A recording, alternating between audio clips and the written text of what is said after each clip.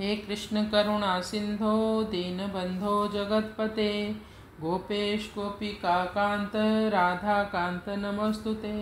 श्री श्री राधा माधव की जय। श्रीमद् भगवद गीता की जय। श्रीमद् भगवद गीता का अध्याय 5 और श्लोक संख्या 15 का भी हम पाठ करेंगे। ना दत्ते कस्यचित् पापं न चैव सुकृतं विभु अज्ञाने आवृतं ज्ञानं तेन मोहयन्ति जन्तवः। ना दत्ते कस्यचित् पापं न चैव सुकृतं विभु अज्ञाने आवृतं ज्ञानं तेन मोहयन्ति जन्तवः। भगवान कहते हैं ना आदते, आदते मीन्स ग्रहण करना। कश्चित पापम, मैं किसी के पापों को ग्रहण नहीं करता। तो हो सकता है पुण्यों को ग्रहण करते होंगे।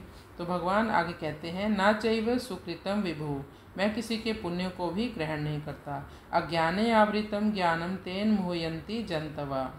अज्ञान से जीवात्मा का ज्ञान ढका रहता है, तो इस अज्ञानता के कारण जीव मोहित है इस संसार में।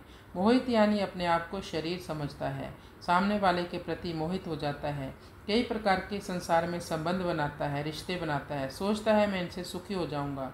अज्ञान ज्ञान को ढक लेता है और अपनी पहचान शरीर से करता है, कई प्रकार की उपाधियों से करता है अपनी पहचान, सोसाइटी से करता है, देश से करता है और इस प्रकार संसार चक्र में फंस जाता है, 84 लाख की योनियों में फंस जाता है। मोहयन्ति जन्तवः, जन्तवा है जीवात्मा।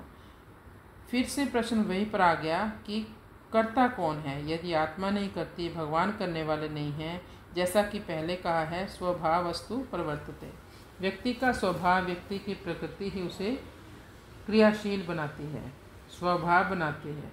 अज्ञानतावश, मूढ़तावश अपने आप को शरीर मानने से ये सब बातें गूढ़ है। तो स्वभाव सामान्यतः 3 प्रकार के होते हैं।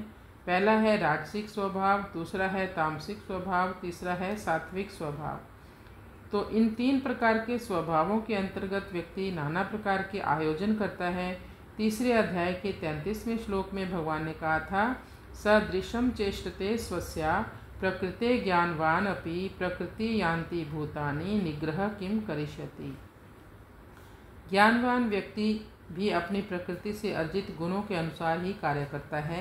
तो अपनी प्रकृति के, अपने स्वभाव के विपरीत जाकर कार्य करने से लाभ क्या है? कुछ नहीं होने वाला इससे। ऐसे ही अर्जुन अपने स्वभाव के विपरीत जाकर भिक्षा मांगकर जीवन का निर्वाह करना ठीक समझता है, लेकिन वो तो क्षत्रिय है। क्षत्रिय का कार्य क्या है? धर्मयुक्त युद्ध करना।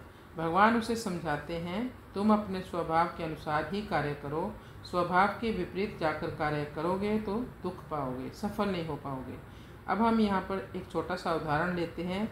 जैसे कोई व्यक्ति हो, उसने कोई अपराध कर दिया और अपराध के कारण वो पकड़ा गया, कोर्ट में सुनवाई हुई और जज ने उसे फांसी की सज़ा दे दी।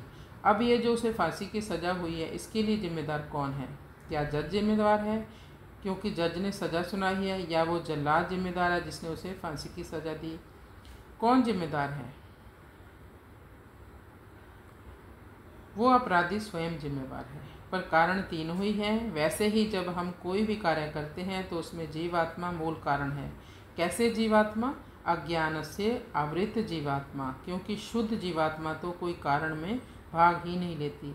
ऐसी ही आत्मा को कहते हैं जीव। जीव में और आत्मा में क्या अंतर है? जो अज्ञान से ढकी आत्मा है, अज्ञान से बद्ध आत्मा है, उसे जीवात्मा कहते हैं। बद्ध जीव भी कहते हैं उसे। बद्ध जीव इच्छाएं करता है, उन इच्छाओं के कारण वे जिम्मेवार है। इच्छाओं के कारण वो सक्रिय होता है कर्म करने को। भौतिक प्रकृति उस पुलिस की तरह है, उस जल्लाद की तरह है जो उसे दंड देती है। शरीर क्या है? भौतिक प्रकृति। कार्य हम शरीर से करते हैं, लेकिन कार्य करने की प्रेरणा हमें कहाँ से मिलती है? हमारे भीतर से ही आती है। भगवान फाइनल स्टेटमेंट देने वाले हैं, यानी जज की तरह भगवान हैं। तभी कहते हैं ना, बिना भगवान की मर्जी के एक पत्ता भी नहीं हिल सकता। ये बात बिल्कुल सही है। ये भी सही है कि भगवान की इच्छा से सब कुछ होता है, पर भगवान उन सब कार्यों में लिप्त नहीं होते। चाहे कोई सुखी हो, चाहे कोई दुखी हो, चाहे कोई पुण्य करे, चाहे कोई पाप कार्य करे, भगवान उनसे प्रभावित नहीं होते। भगवान ना किसी के पुण्यों को ग्रहण करते हैं, ना किसी के पाप को लेते हैं। यदि कोई जीवात्मा भगवान की शरण हो जाता है, जो भगवान प्रकृति के गुणों के अधीश हैं, तो जीवात्मा धीरे धीरे प्रकृति के चंगुल से मुक्त हो जाता है और भगवान के साम्राज्य में प्रवेश कर जाता है। कृष्णाय वासुदेवाय हरये परमात्मने प्रणतक्लेशनाशाय गोविंदाय नमो नमः। हरे कृष्ण कृष्ण कृष्ण हरे हरे, हरे राम राम राम हरे हरे। श्री श्री राधा माधव की